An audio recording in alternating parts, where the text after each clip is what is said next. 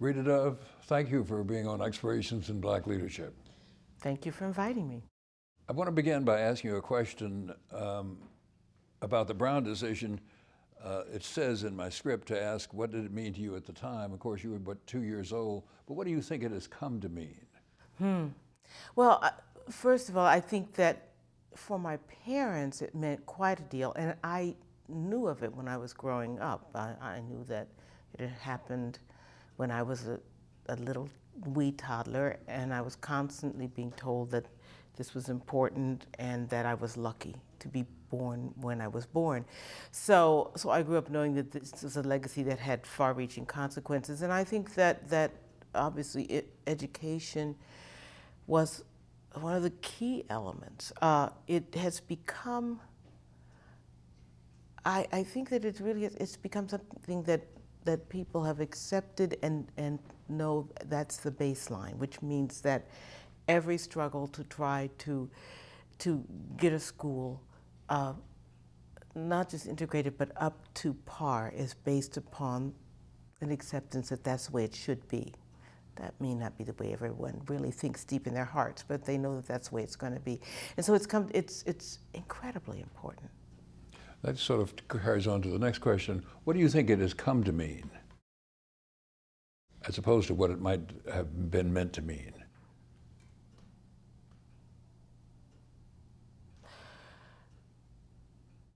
That decision has come to mean that I believe most Americans do accept the fact that education becomes the prime mover in terms of advancement for anyone. That this decision was necessary at a time to try to rectify this imbalance, to realize how important it is to have equal opportunities for education, and that these kinds of things can be, shall we say, these kinds of things can be slid by in various ways, not just through out and out segregation, but also through redistricting or even just white flight. All of these things affect something which is essential to us, which is to have a very good education. Without that basis, it's very difficult to get ahead in this country. And that's an important realization for an entire country to make, whether they accept it or not, whether you fight against it or not.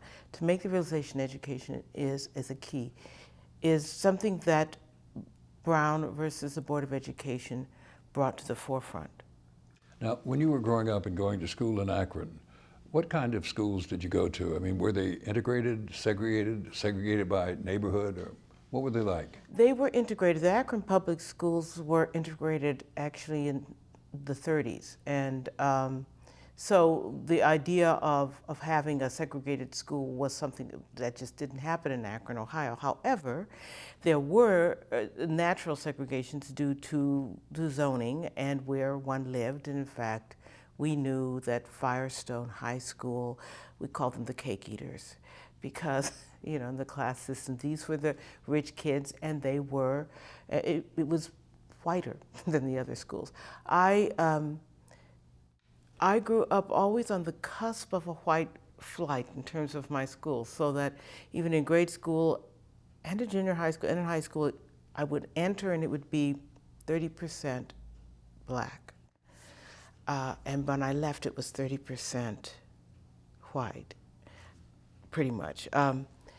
But the interesting thing about that was that I had many white classmates. We actually learned to get along together because it was an interesting mix. And we still, at class reunions, it's kind of remarkable. Everyone's out on the dance floor, black and white, doing the same dance. Oh, I remember this. And a few years later, that didn't happen. Because I have two younger sisters, and their experience at the same schools is remarkably different, because by that time the neighborhoods had begun to shift and they were predominantly black, and it was a different sensibility. And the dancing was different. The dancing had changed. There were two different sorts of dancing. But these must have been good schools. You were a good student, but you became a presidential scholar. I did, yes. 1 out of 100 in the country. That's true, I did. And I had a remarkable education. I was really lucky to have teachers who believed in teaching and were dedicated. I had quite a few white teachers. My first black teacher was in 5th grade, and Miss Ford.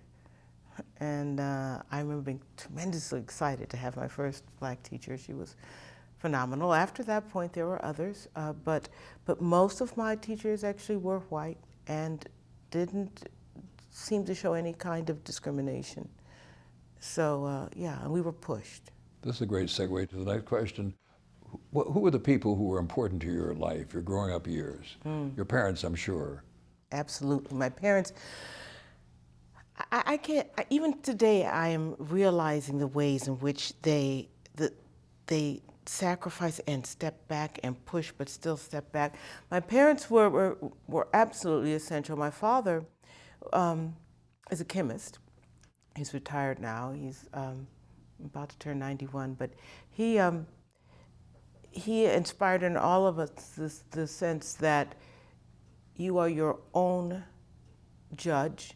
You know what you've done. You know what you haven't done. And you should always be ready. You should be 150% ready and expect that people will only acknowledge 50%. And just let it go because you know what you have done. There were books in the house. We weren't discouraged from reading any of them. So that if I wanted to read Shakespeare at 11, which I did because it was the biggest book in the house, no one said, oh, that's too hard. They just let me at it thinking, well, she'll either get it or she won't. And I took away what I could and I left the rest. But that kind of process of discovery in terms of learning was absolutely invaluable. My mother was a housewife. I found out many years later that at 16 she had graduated from high school early. She had skipped 2 classes and her parents wouldn't let her take a scholarship to Howard because they were afraid of their little girl in a big city. And they said, well, she'll just get married anyway. Yeah. So, but this woman would stand there making dinner and slice up the roast beef and start quoting Macbeth. Is this the knife I see before me? And I thought that's just the way mothers talked. Didn't realize it was Shakespeare till I found out, but that's okay. So these little examples, and then there were a couple of very influential teachers. My high school English teacher, Miss Oshner, Margaret Oshner, everyone was terrified of her. They said, oh, she gives automatic Fs, and she did. But she told you what you shouldn't do, and then you didn't do it, and that was fine. But she brought literature to life, and she was absolutely dedicated to it. She made us love Victorian literature, believe it or not. And she did something that was absolutely essential. She took me and a couple of my classmates on a Saturday, got our parents' permission, to a book signing by a poet, John Chardy. He was in town. I didn't know who John Chardy was, but what was important to me at that moment was to see a real living writer. And I thought, oh, this is possible, this thing I've been doing all my life secretly, because I hadn't even shown her any poems, that this was actually viable, you could do this. So you found out you saw a living person who did what you had done in secret. Yes. I knew you could bring it out in the public then? Well, I knew that it was possible to be a poet in this world. I mean, I just had no examples of this in my life, so I didn't even begin to dream that that was possible. I wrote since I was since the time I actually learned to write. In response to the things that I read, I would kind of write the story and put a black girl in it, or something like that. But I think I thought that this was something you did as a child, and when you got older, you had to get serious and get a real job. And I didn't know what was going to happen to that passion. Meeting John Chardy showed me that, in fact, there was a way to live your passion. And so you held on to it. I held on to it. Yeah. I still didn't like come right out and say I'm going to be a poet or anything like that, because I also had been brought up in a very strong black community where it was just assumed if you got good grades, you were going to be a doctor, a lawyer, or a teacher, and be, you know, the credit to your race. And to be a credit to your race, you had to be one of those three things. So I entered college, University of Miami University of Ohio.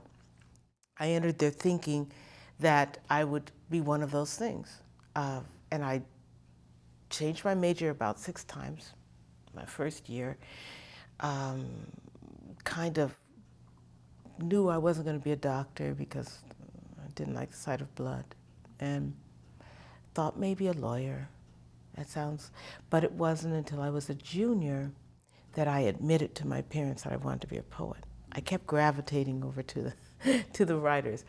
And I finally declared English as my major because I had heard that you could be an English major and still be a lawyer. So my parents were happy, I thought.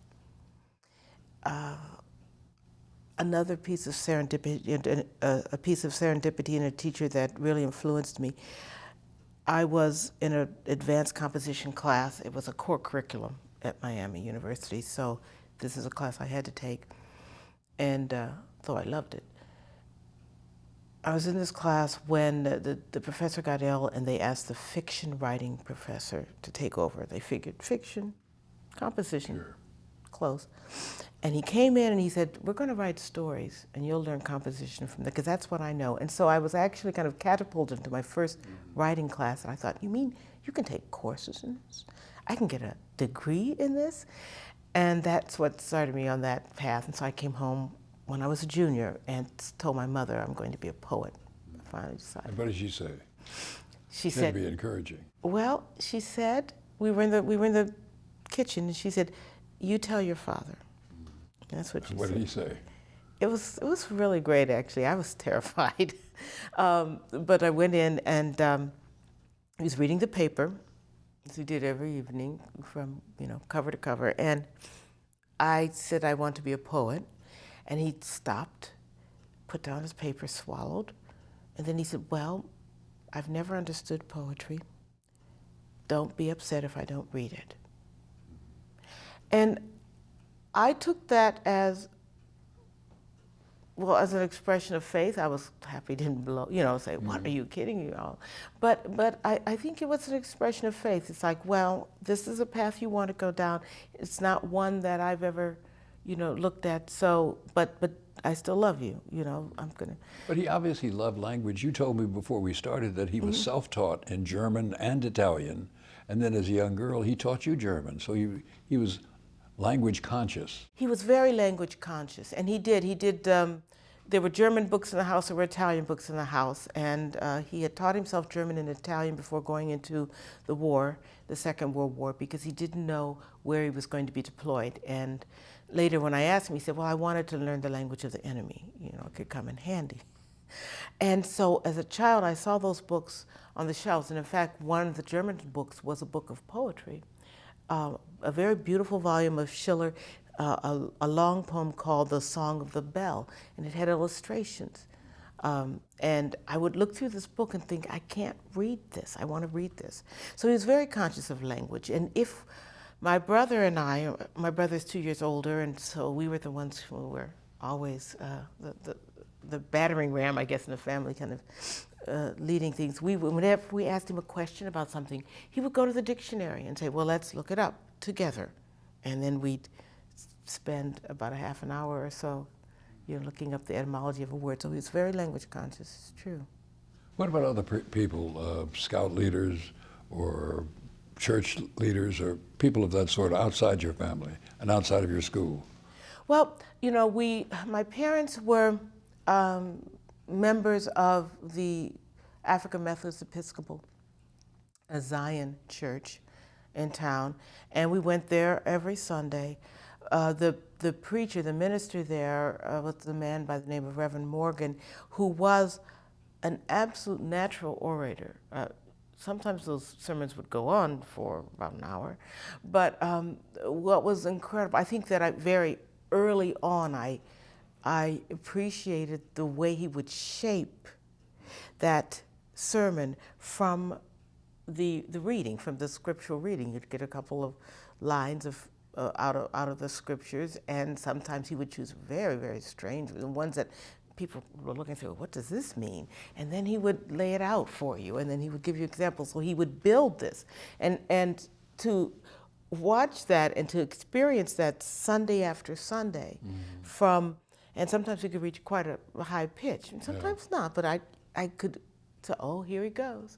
And you know, and then sometimes my father would actually say, okay, here's the turn. You know, so he was actually, you know, leading us in that, and that was really quite influential.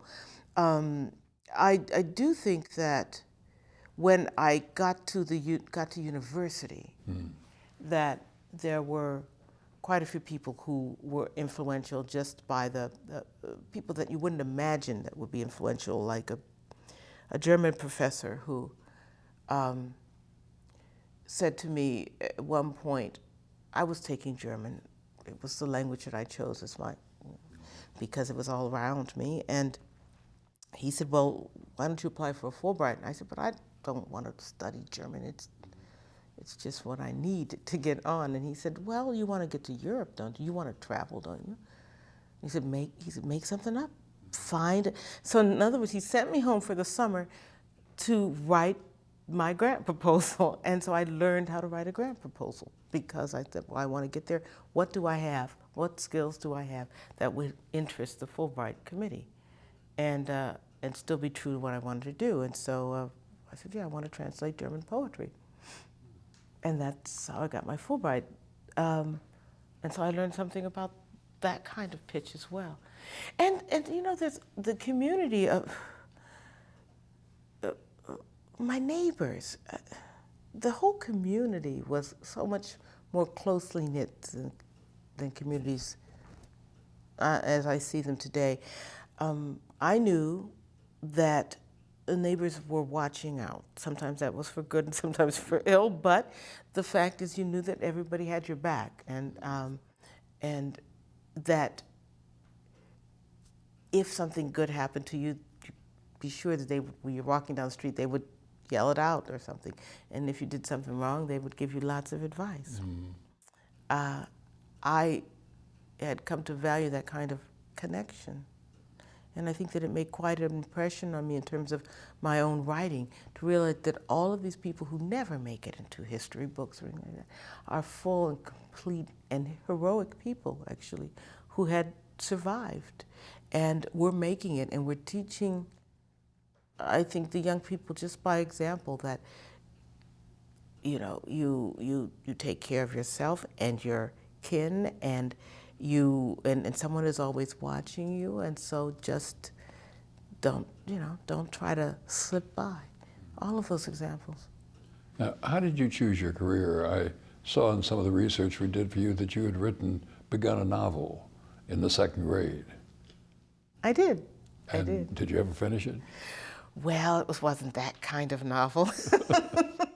What happened was this.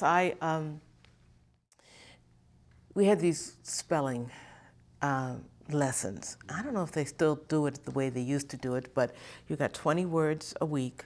You had to learn how to spell them. The last 3 were always kind of the same word, but the past participle and some kind of verb that changed. And our teacher would make us do the homework in class so that we would do it, actually. So I would finish it early, and I was just sitting there twiddling my thumbs. So I started writing each week a little chapter of a novel using all 20 words from the spelling list. And it was a game I was playing with myself. The last 3 words were particularly challenging because they were all the same word, just different verb tenses. But because of that, I actually began to look forward to my spelling homework because I wanted to finish it quickly so I could write this chapter. So it was about robots taking over the earth. I called it chaos because that's exactly what it was, truly chaos, but it was fun. And I think that I started writing at that point. The idea that the language itself could lead you along, just as well as a prescribed plot, was thrilling, I think, to me. It was thrilling. And I had had such examples of, from relatives, from the community, from my minister, all of these examples of the power of language.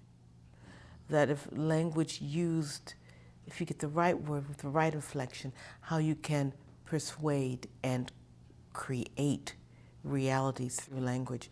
That the idea of being able to write language that way and to create a story was just immensely exciting to me. And I saw in some of our research that among the people you admired were Alice Walker, Stephen Henderson, Adam David Miller, Nikki Giovanni. What was it about these four particularly that grabbed you? Well, when I was coming of age as a writer, let's say, you know, moving into from high school into the college years, I began to roam the library shelves looking for voices that spoke to my life and my existence. I had read Shakespeare and I had read, you know, all sorts of white writers who were immensely moving and did speak to me as a human being, but I also was I wanted to know if anyone spoke to my particular life. And the Black arts movement of the 60s was, that was just about at that time. So the writers who were beginning to come out were those very writers. Stephen Henderson had published an incredible anthology of African American poetry, literature, and Alice Walker's first 2 books of poems had just come out. It was deeply important, I would say, for me to realize that I was not alone in this enterprise, that in fact, there were others who were addressing what it was like to be an African American in America at that time, in this language that I wanted to grow to learn. So they kind of led me along the way, you know. And did you see in them yourself, not particularly as a mirror of exactly what you wanted to do or how you wanted to write, but just a mirror of yourself? I can do this? Well, yes, I saw in them the possibility that I could do this. I didn't see myself in terms of who I was, a first generation, middle class, Midwestern Black.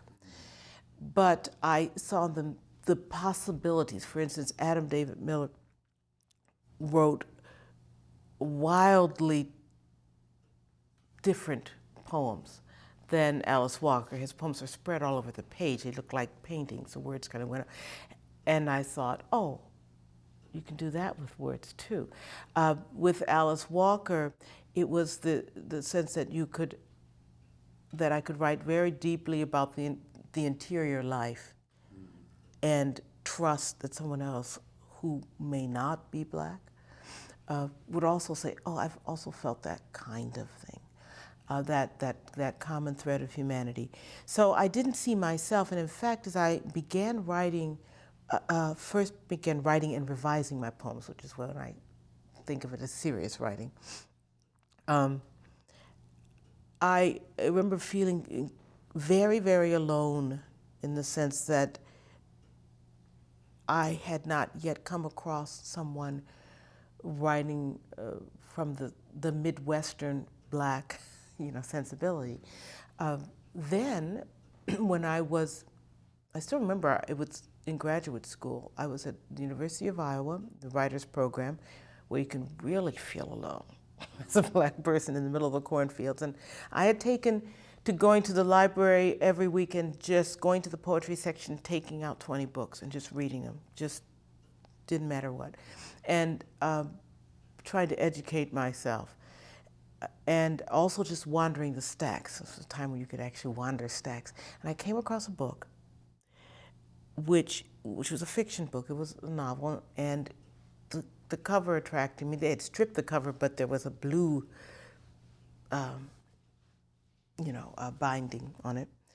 It was called The Bluest Eye. I had no idea who this writer would be, but the blue attracted me, and I pulled it out. I opened it up, and I still remember reading that first page, which is a kind of sea dick, and sea spot, and I knew that this person was writing from the Midwest, and this was someone, they were speaking directly to me. I stood there reading, I turned to the next page, and I saw, Ohio, I'm like, whoa!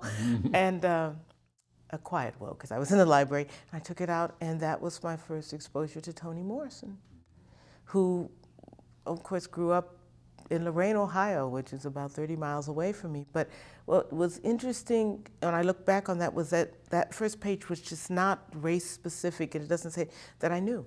I knew. I don't know why I knew. And So I'm guessing you found something in Nikki Giovanni and even Alice Walker that was race-specific, as well as these others. But here you're finding something that's not. So is that like a light going on? yes, it You is. don't have to do this? There were many lights going on, yes. I mean, with Nikki Giovanni, I mean, there was this young black poet who had such an exuberance of speech, and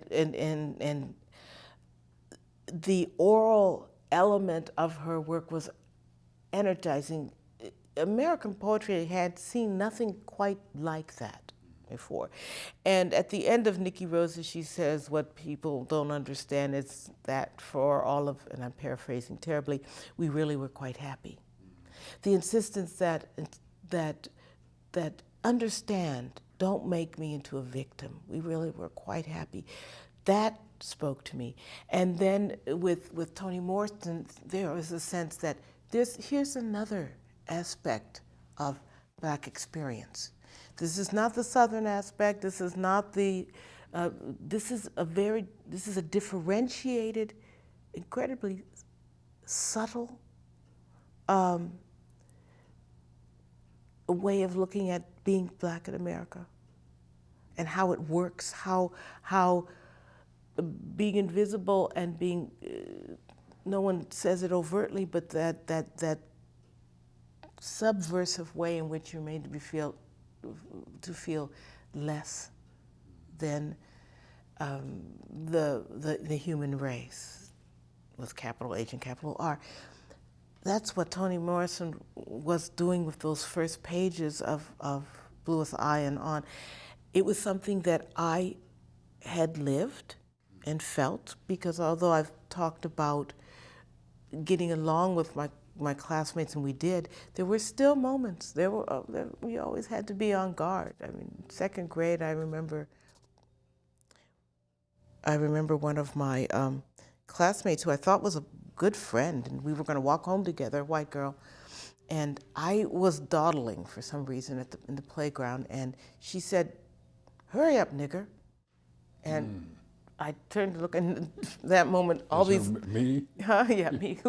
No, and then, it's interesting because then a shield went up. I didn't collapse. A shield went up, and I remember thinking even then, what's that? How did that happen? I realized I'd been taught it somewhere along the line. Just be ready. Okay, it happened. And that's what Toni Morrison was also saying. It's there, but you just have to ferret it out. Ooh. Now, what parts of your education were instrumental in developing your leadership skills? And don't say you're not a leader. Elements of my education. Yes. Yeah. For example, were you president of the Girl Scouts? No, I was not president of the Girl Scouts. No, you were was I? shy. I was shy very young woman, shy. retiring. I was extremely shy.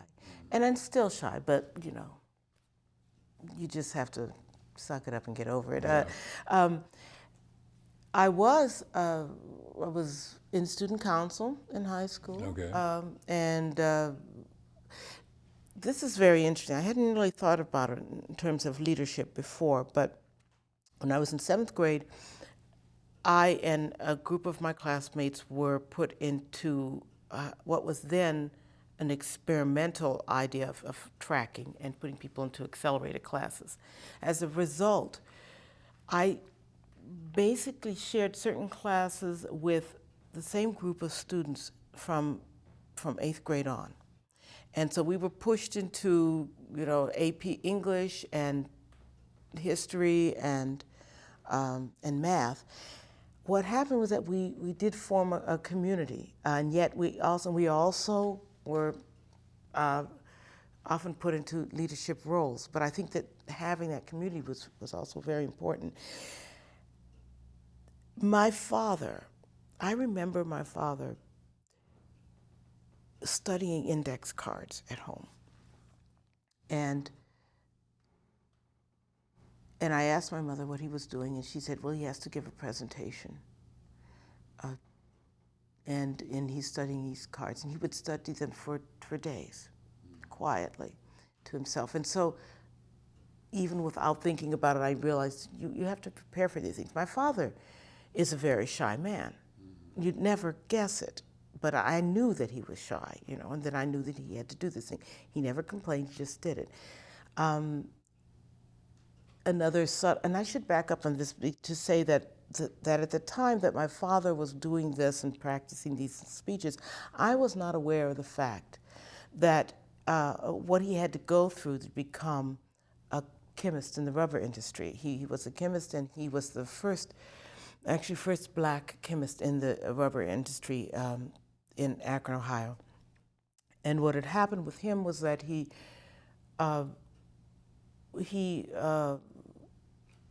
wasn't hired because they didn't have they weren't going to have a black chemist. And in fact, what he did was he was an elevator operator at Goodyear for a while, leading his classmates, the ones he had helped in organic chemistry, up and down the floors in order to make ends meet. He was married, he had a child, and it wasn't until 1952, the year of my birth, that they finally hired him because of his old chemistry professor at the University of Akron who lobbied and said, this is insane, you've got the best chemists among your group, as an elevator operator. And they hired him. He never told us this until we were much older. I must have been about 18 going to college, and I asked him why. Why didn't you never tell us? Yes. He said, I didn't want you to be bitter. He said, there's no reason for you to have that burden until you're ready to take it. And as long as I could. It was interesting because at one time they were also counseling us, to be prepared that you may run up against racism, but he didn't give us the example, which is an overwhelming thing. And so that was another little lesson I learned. He said bitterness means that they've won. Whoever is trying to make you that way. So there was that example. I am a reluctant leader. Okay, fine. But I became the co-head majorette in college. In high school. Don't forget, I've seen you twirl. Yes, you've seen me twirl. But I became a majorette mainly because I had been teased so often as a kid for being smart. I was called brainiac and stuff like that. It's just what you get used to. But I thought if I became a majorette, maybe I could become popular too. So I learned how to twirl and went out for the squad, and I was accepted into the squad. I and another black girl kind of integrated the squad. There had been one other black majorette years before, but that was that. So we were on the squad, and then the next year I was voted to become co-head majorette. They couldn't make me head, so I was co-head. But that meant that I had to lead the troop, the squad every once in a while in football games, which was a very interesting thing.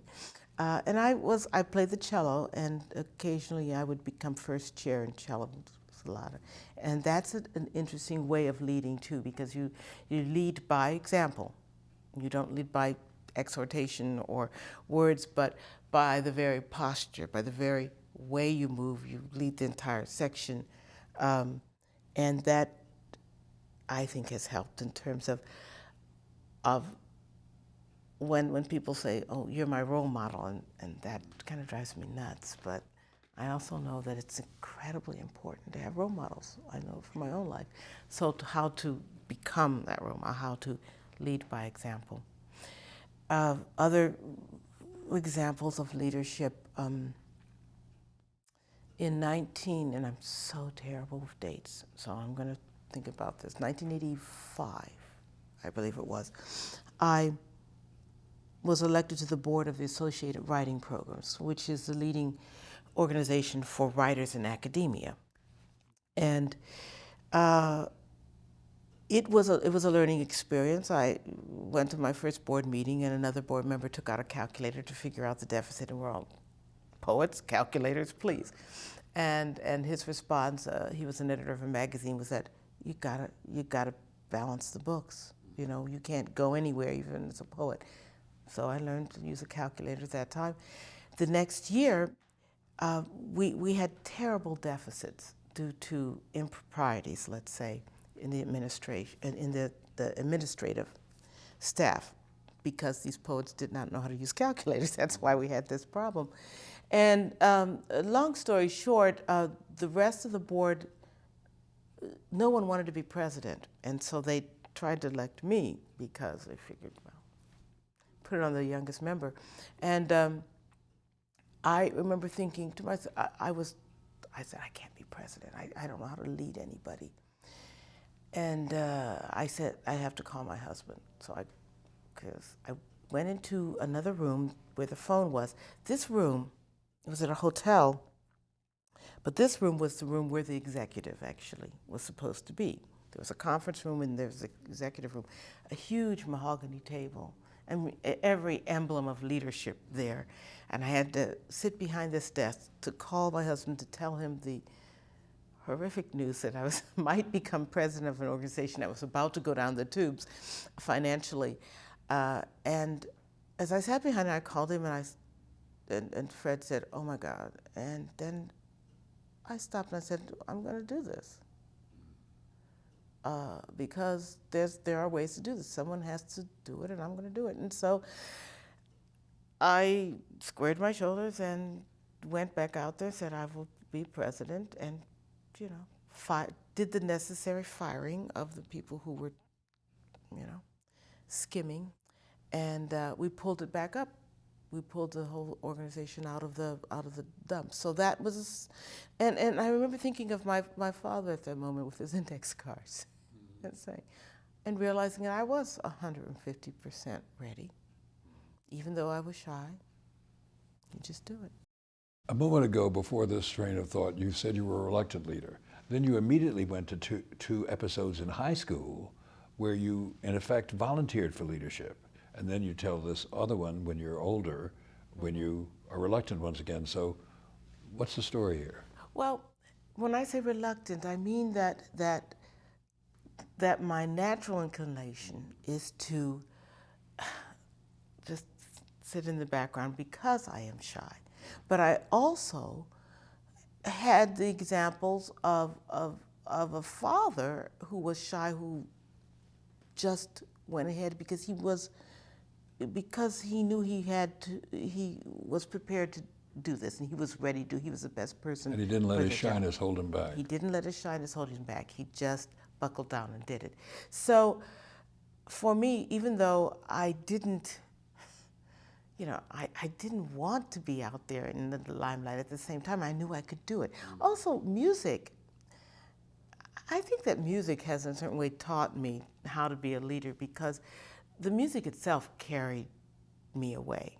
And when I played the cello in the orchestra and I felt this sound all around me, it wasn't just me, even if I was leading my section. It was everyone in that room playing. And even in being a majorette, it wasn't just me. It was a whole band behind, So I always felt that I was being buoyed on that. And I was terrified every time. But you did it. I did it. When you look back over your life, did a point come when you said, I am a leader? And if so, what was that point?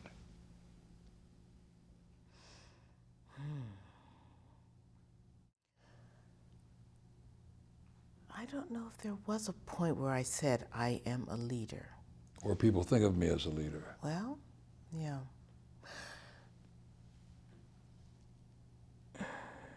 When I got the Pulitzer, which came for me completely out of the blue, I was in fact sweeping the floor at the moment when I heard about it, preparing for a surprise birthday party for my husband. It was his 40th birthday.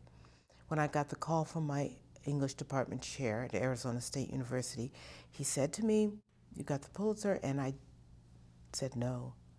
He said yes. I said no.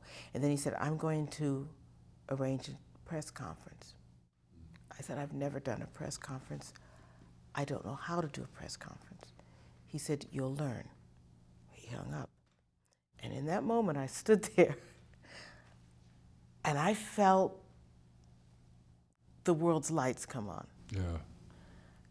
And at that point, I think I did feel that I was becoming a leader of some sort. That was kind of a stamp of, yes, you are. Yes. Yeah. Yeah. And I said, okay, I'm going to learn. When I became Poet Laureate, it was reinforced because people would write in to me and say things like, "You are my role model," or I realized that the office itself of being Poet Laureate made me into the representative of poetry for the country. Right. And that was another one of those, another little step up on that leadership board. All right, so I thought, okay, whether you want it or not, you are representing poetry, and how can you best do that? Now, having admitted that you are a leader, how does leadership as the poet, not the poet laureate, but the poet, the notable poet, differ, and I know it's different, from the leadership in a musical ensemble or even in the cheerleading squad or the not the cheerleaders, I know there's a difference between cheerleaders. Majorettes and cheerleaders, I know they don't mix. Don't mix them. But how does this differ? The other things seem like a group effort. There are other people doing this too, but being a poet is solitary. Yes, being a poet is solitary, and even the act of reading poetry is a solitary thing. It's an intimate thing. The poet meets the reader on the page. So, and yet there's also a very public aspect of it when I go and give a reading or when I go and give an interview about poetry. So it's an interesting mix. It's an interesting mix of the public and the private, but it is intensely individual. I stand up as the poet for whatever I'm going to say, and I own it, and I own up to it myself. There's no group behind me.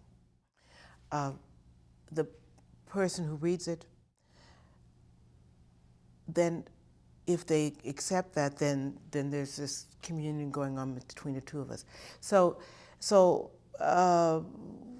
there's no hiding behind a group.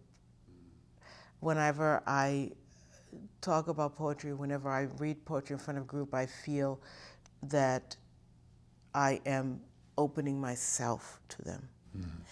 And when I say myself, I don't mean all of my tiny frustrations or anything like that. I mean a very complex mix of every interesting and complicated emotion that human beings have. I mean me as a black person, as a woman, as a human being, as an American, all of these things, but I'm saying, here it is. Now, is this something that relates to something in you? And that's intensely personal. That's stepping right out there in the 50-yard line all by yourself. But you do it. Yeah. And do it well. Well, thank you. But I do it also because, others have done it for me. Every time I read a poem, I feel that way too. Or read a wonderful novel. It's it's that the courage that the writer has had to explore the complicated and uncomfortable things in life, which are also part of being a human being. It's the insistence on and I also feel, I mean, I think that for me, to have someone, a perfect stranger, say that they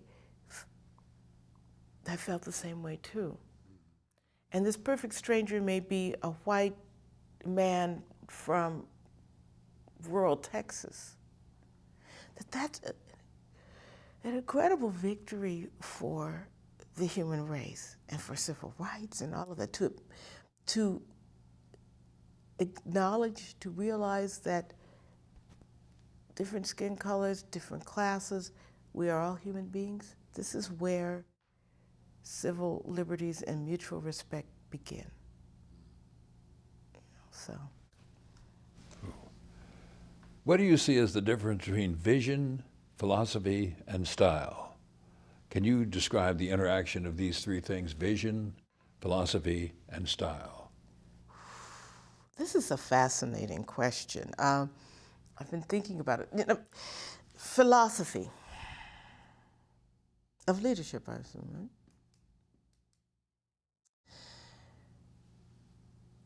I can only operate out of a philosophy that I need to be centered in myself and accept who I am and like who I am, and the way that I look at life before I can even ever presume to serve as anyone else's role model or to talk to people. It's the only way I can live my life. I have always felt that for me, the secret of success has been to be happy in the way that I live my life in the quotidian, just every single moment. If I'm happy with what I'm doing and how I'm doing, then that's successful. Forget prizes, forget money, all that kind of stuff. That doesn't, it don't mean a thing. Because if I cannot be centered, if I can't feel that I'm not content, but at least at rest, let's say, with who I am, then I could only project negativity and strangeness to others. That's the first thing.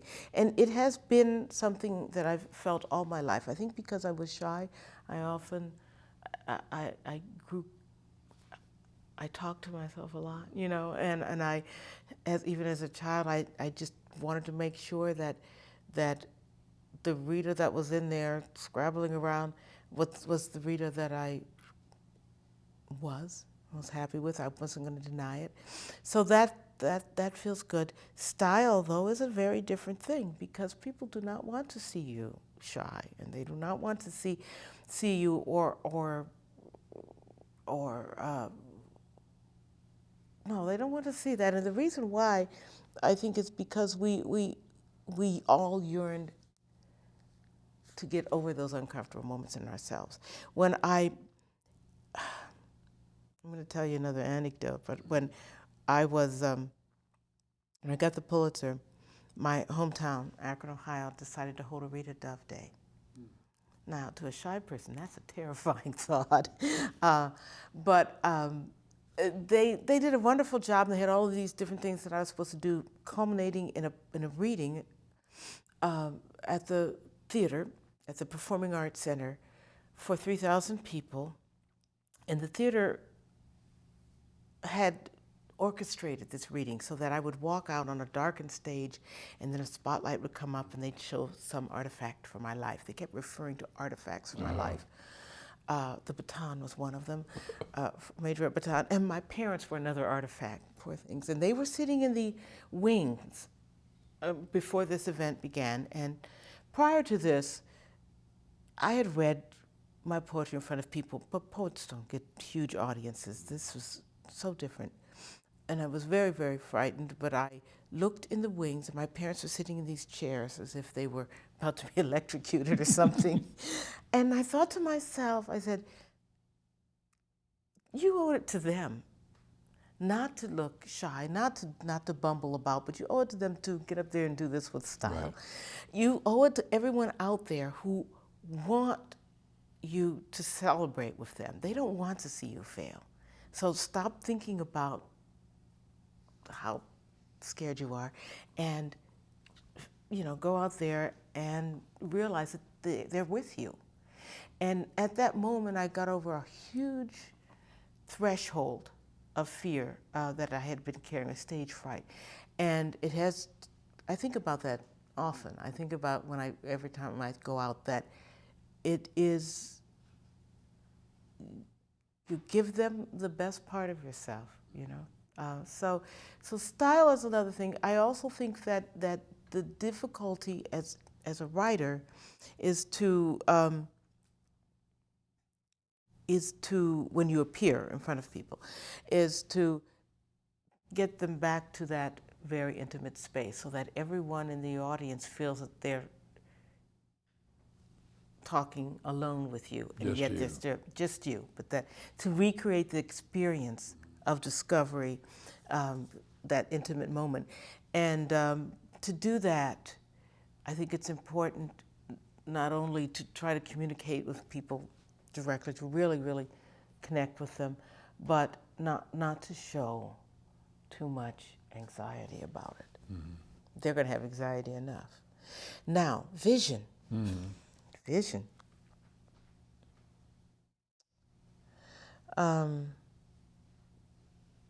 Vision's a hard one because there are two kinds of vision, I think, or maybe even more. In the act of writing, I don't have a vision. I mean, in a sense of a goal, but I am open. I'm open to vision. Mm-hmm. I hope it comes. I say it that way because to have a goal, and I've often tried, I thought, I'm writing about this, but to have that goal actually shuts me off from the unexpected, the thing that will come in and really does happen at that moment of great revelation. And often, I think the subconscious is hiding, and what writing and all the arts do, I think, is to reconnect us to our subconscious in a way, the things that we try to quash so that we can just get through life, to the everyday things of life. So to find that subconscious means to be open. That's one kind of way of courting vision, I guess. But there's other kinds of vision as well. And being poet laureate, I learned that there was a way of having a vision about poetry itself and bringing poetry to people. One of the revelations I had as a poet laureate was the fact that many people were absolutely frightened of poetry. They were afraid that they wouldn't understand it. Because of the way that I was raised, with all those books that no one told me were hard, I didn't have that fear. And I thought, it's because I was around those books that I didn't have this fear. Many people never come in contact with poetry or a book, until far too late, if at all. And so they're afraid, but everybody speaks and walks poetry every single day of their life. I can walk down a neighborhood and hear poetry just in the way that someone is, talking to their friends, just sitting up there. And yet, we're afraid that we're going to get the wrong answer, which to me told me that, and it was a sense of a vision, that bring poetry in every aspect of life. Write poetry about every aspect of life. Poetry is about life, it's not about books. And that means visit schools, go on Sesame Street, write about math, do the, just, so that's a different kind of vision, but it's oriented toward how to alleviate this fear that is keeping people from something that is that we all possess. Now, some characterize the making of leaders in three ways. Number one, great people cause great events. Two, movements make leaders. Or three, the confluence of unpredictable events creates leaders appropriate for the time. How would you characterize your path to leadership? Which of those three, or a combination of all three, or what? I think it's a combination of those, because I think, first of all, I was extremely lucky to have been born when I was after coming to age during the civil rights movement. I was 11, in fact it was my 11th birthday when the March on Washington occurred. So I was cognizant of it. We went down to Washington, my father marched, and I was cognizant of it, but Your father marched, but you didn't. no, he brought the whole family down to D.C. We stayed with some relatives. They were afraid for our safety. Do you think he intended that from the beginning? Yes. Yeah. He intended that from the beginning. So on the one hand, you had the experience, but you didn't have the experience. Exactly, yeah. I watched it on TV. I was in the same city. Yeah. My father, I was looking for my father in the crowd. You couldn't see him. Couldn't see him, Yeah. but he was there. There was a connection. So it's interesting. He was protecting us. Mm-hmm. At the same time, he says, you are here. Yeah. And which meant that I was aware of this. I knew that this movement was propelling me forward, right? I was not on the front lines. And even in terms of literature, the Black arts movement had to shout to be heard. Up to that point, if you were a Black writer, you were relegated to only write about Black things, whatever that is, you know. In other words, write about being a victim. The Black arts movement began to shout and say, we're through with this. That allowed me and the whole generation of writers that followed afterwards to begin to write about the whole aspect of being a human being, and to insist upon, that was of a piece, that you could not separate all the time the aspects of being Black or being a woman or being in a certain class from looking at a flower. That was incredibly important. It gave me a freedom to do that, and I was very aware of that and grateful for that. So that's a confluence of movements that helped propel me forward. Though I think there are certainly, and hopefully, talent that that got me to certain points. But I also realized that there were probably many talented writers or people who did not get forward or who were not heard, who would write about something that happened to a love poem, and someone would say, well, that doesn't say anything about being Black, and they didn't get published. So I realize that's behind me too as well. And then there are things which one does. A recent thing, I was very aware of it when the Penguin, the publishers, had asked me to be the editor of their 20th century American poetry anthology. This was the first time, to my knowledge, that a person of color had been asked to be the sole editor of an anthology, a literature anthology that was to encompass the entire literature and not only a segment such as African American literature. Right. When they asked me, I swallowed and I agreed to do it, knowing that I'd become a human dartboard, for doing this. Anthologists are always reviled. But knowing how incredibly important it was to accept this, to say that an African American poet is certainly qualified to put together an anthology of American poetry. I'm part of America too.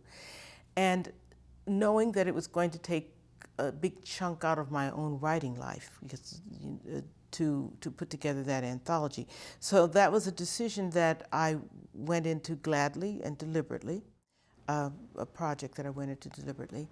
And because of that, to be able to judge or to put together all of 20th century American poetry, it's a statement. I realize that it's a statement as well. And predictably, I've had people attacking me for all sorts of things, but I've also had people who've come up and groups who have said, thank you, thank you, thank you. I was fair. Some think not. I saw your response to one of the attacks. Yes. Very well done. Well, thank you. It was Thank poetic. Well, it was interesting because this was an attack which, first of all, bad reviews, we all get them. So that's not a problem. I have a tough skin in that regard. When I got to this attack, which was placed in a very prominent magazine by a very prominent critic, who in fact had at one point championed my poetry, but it reviled the entire anthology with very, very dubious things which were clearly racial, and insinuations which were breathtaking in the way that they made these presumption statements, like most of these poems have limited vocabulary, odd things like that. And I realized that I had to respond. The traditional thing to do is to just be above it all. And I'm thinking, no, this is not about me. This is about whether I am allowed at the table, so to speak. And even with all of my credentials, I obviously was not allowed at her table, this critic's table. So I felt I had to respond and address exactly those issues, the points where her biases were showing, where they came through, and talk about that. And the response has been enormous, and not just from African Americans or from other groups, but from many people who say this needed to be said. Because actually the people that are in the anthology, some of whom she objected to, have been in other anthologies which were edited by white men, and nobody said a mumbling word. Yeah. Yeah. So that was a case where I realized that doing this anthology, it does help form the canon of literature. It says something about it. I was aware of the fact that I was breaking through a door. And break through it you did. That was your response was well done, just very well done. Thank you. Oh. Now, do you see your legitimacy as a leader grounded in your ability to persuade people to follow your vision, or in your ability to articulate the agenda of a movement? I don't think my leadership is about articulating the agenda of a movement, but I do think that it is.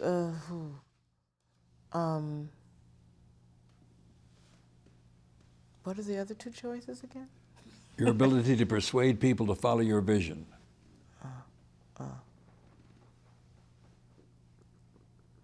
When I do think that when I appear to read poetry, to talk about it, that one of the things that works very well is my ability to connect with people and to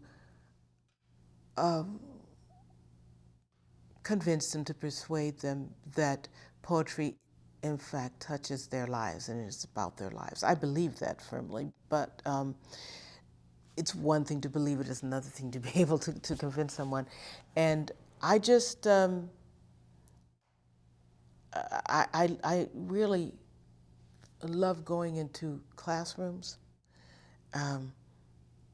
of students who are looking at me like this, like, oh, it's a poet, you know, and talking to them and finding out what they're interested in and showing them and getting them to talk and then showing them, see how you use that word? Why'd you use that word, not the other one? And seeing them light up, that's incredible. So, but I think that's part of it. I also think as a poet, the proof is on the page too. I mean, it is there and it is firmly there.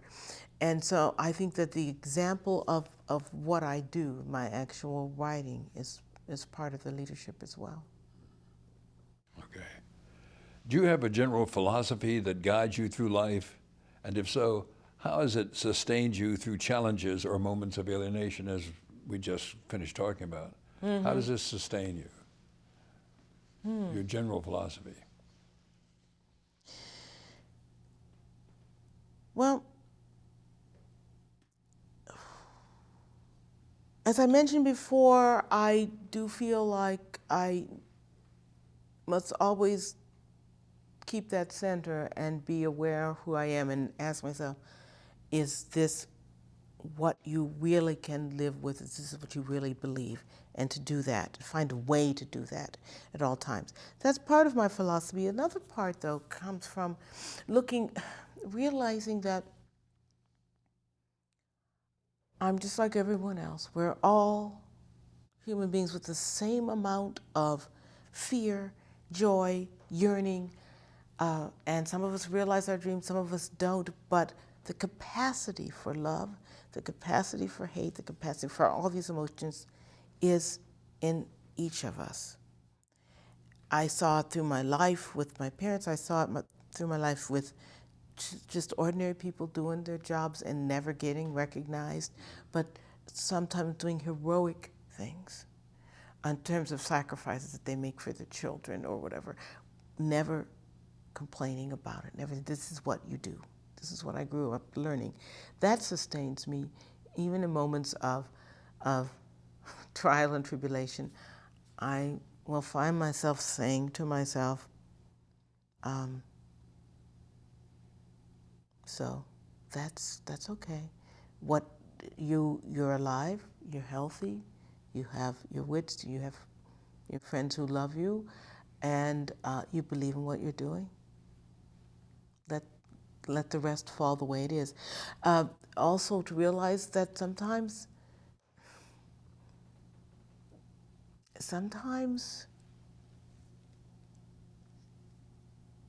you have to forget about yourself in order to find yourself, you know, in order to be happy with yourself. So when I became Poet Laureate,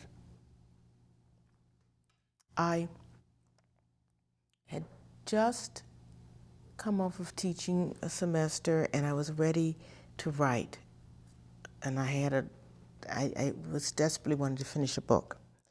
So when I was called and asked if I'd be Poet Laureate, and this is the truth, I thought to myself, there goes the book. I was happy, but still, you know, but I also thought, I thought to myself, you love poetry, you believe in it as something that is energizing and is joyous, and there are so many people who are afraid of it. It's time to pay your dues. And that overweighed the book. It overweighed the book. Did you come back to the book? I did. It was a different book by that time, but I did come back to it. But it overweighed it because I remembered what moved me. Mm-hmm. I wanted other people to feel that, and I found myself, interestingly enough, through giving up part of that book.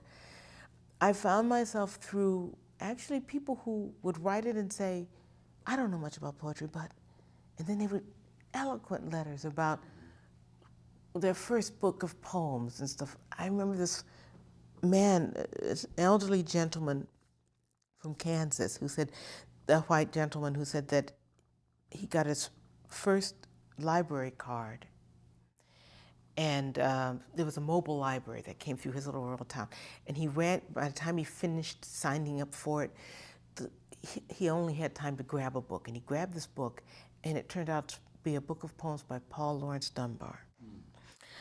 And he said, here I am, totally disappointed, little white boy in Kansas. He said, but it's the only book I had, so I read it. And he said, and I loved it. It changed my life. But he said, I would have never picked up a book of poems. Did he write When Melindy Sings? Yeah. Yes. And so he, and that changed me. I said, oh. Yeah. Yeah. So This is for everyone. This is for everyone, Yeah. exactly. And those are the things that sustain me too. This is for everyone. This may lead us into the next question. How does race consciousness affect your work? Do you see yourself as a leader who advances issues of race or society or both? Is there a distinction? And is there such a thing as a race transcending leader? Those are lots of questions. Many questions. So being conscious of race is a natural part of my DNA. And I have looked at society as an African American woman, as an African American poet, and seen how race gets sidelined and my race gets sidelined. And so naturally I've taken an interest in that kind of that rub against, let's say, history for capital H, history for small h, which formed the basis for Thomas and Beulah, for the story about an African-American couple as their interior lives as it's reflected against the larger backdrop of American history in the 20th century.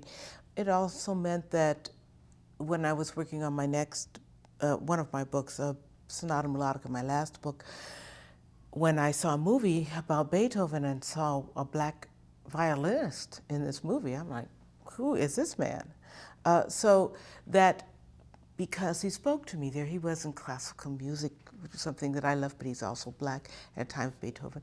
So that formed the basis for looking for his story.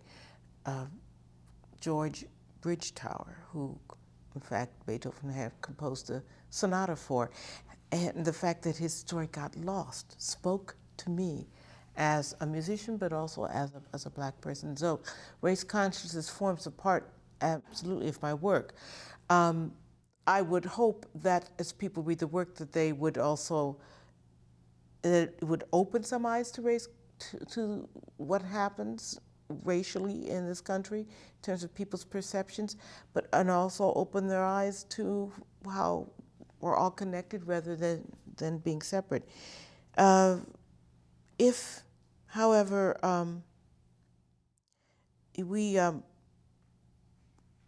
if, however, you would ask me or insist that there were a leader that transcended race at this time, I would say that it's something I always hope, and then I'm proven wrong. And that I think Obama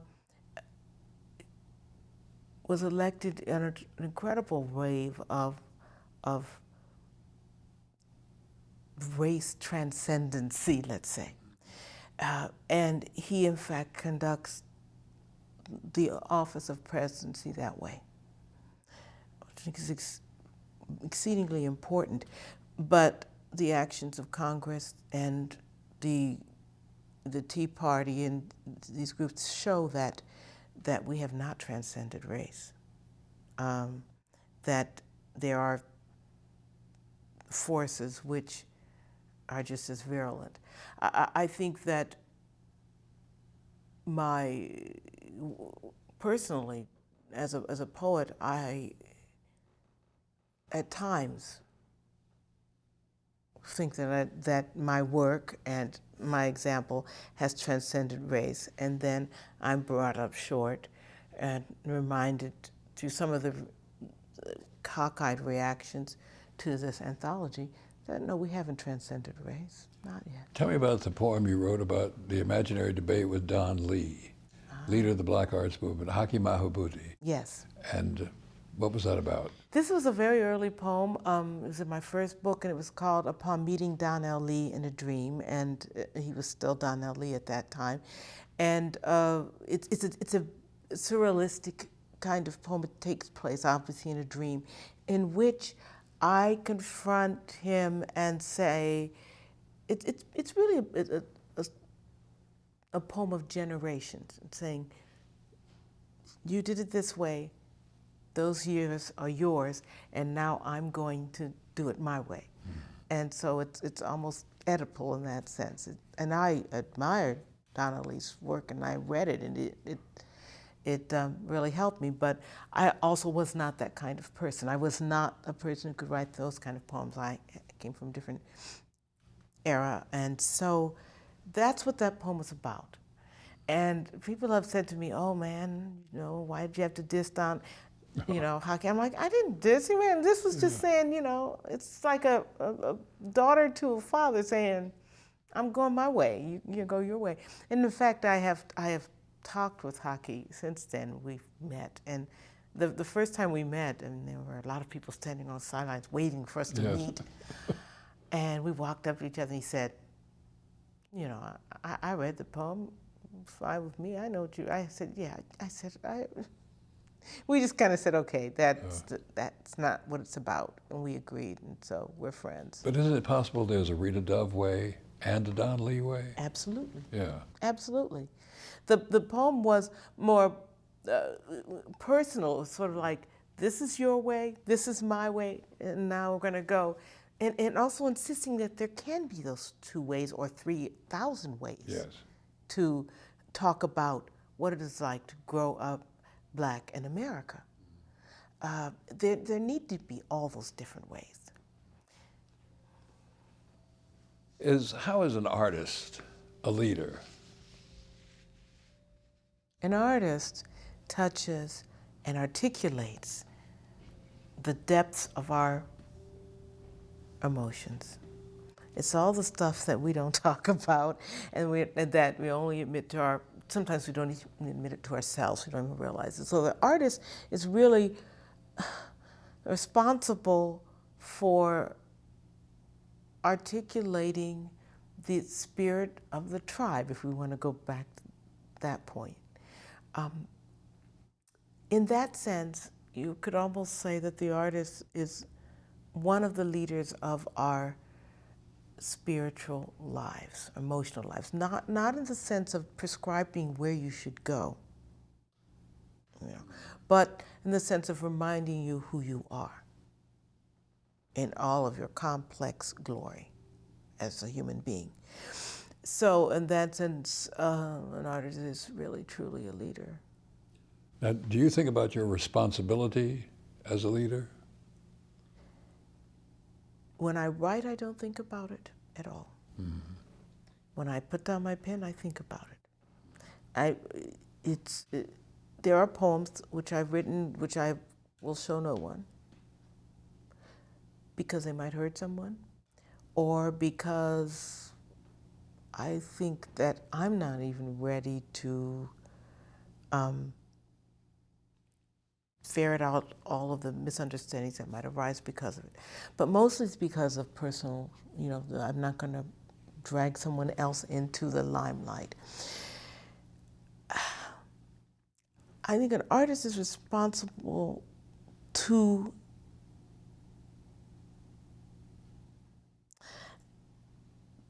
their art to do it as well as possible and to be as honest as possible. That can lead to uncomfortable and even conflicting emotions. I think an artist is not supposed to only glorify, that's not real. Also, or to protest all the time, that's not real. But to tell it like it is in all of its ways. So when I write, I'm not thinking of an audience. I'm not thinking of reception, because that can scare away things. That could scare away the revelations that might be hard to present. It seems to me there are two things in what you do. There's you who do it, and the audience, the reader, or the listener in some cases.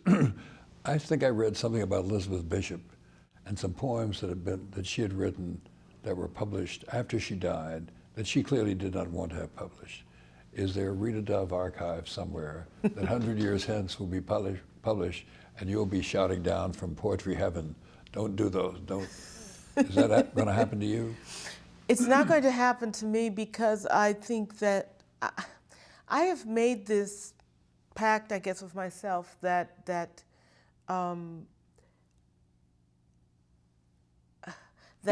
even the things that I haven't published, I want people to see, and eventually Right. when I'm dead. That I might put like time limits on things so that to make sure that it doesn't hurt anyone else, but to see the entire artist, all of the conflicting things and the things that I will say and argue with myself, and the fury of unformed or unfinished poems. I want them to see the entire artist. I think, Excuse me. oh, sure. So often people will come up and imagine that I am. Imagine that I have it all under control, that I can think of the right word at the drop of a hat, and that, and it's not that. It's messy, it's and frustrating, and they need to see the whole artist, but not yet. I'll let them deal with the mess. See, but however messy it is, you get it done. No, I said no matter how messy it is, you get it done. Well, yeah. Yeah. But that's what, yeah. I guess that's what someone, I was going to say, that's what people are supposed to do. I mean, yeah, I get it done. Do you think you have an obligation to connect with black readers, particularly, or black people generally, or not? I don't think I have an obligation to connect with them, but I hope that they connect. I have an obligation to tell the whole story as I if something intrigues me, attracts me, if I think it's important, I have the obligation to use my gifts to tell that story as vibrantly and exactly as possible, to draw others in.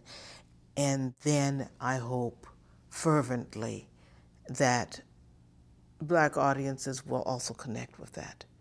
But I don't feel that I have an obligation to court them. I will court them the same as I court everybody else. As a society, how can we be sure we have the most effective leaders in the future? One of the things that's changed radically in my lifetime is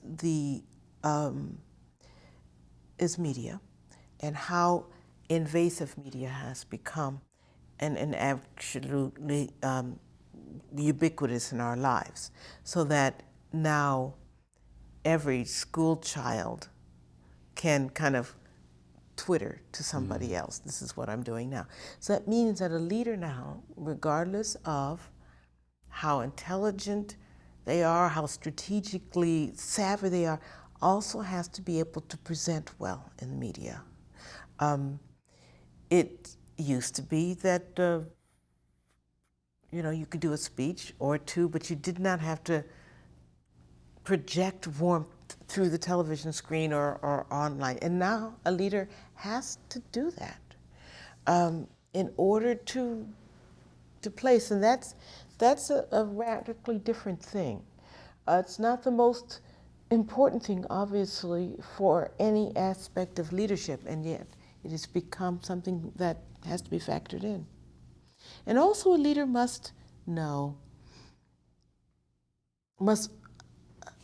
have a sense of the global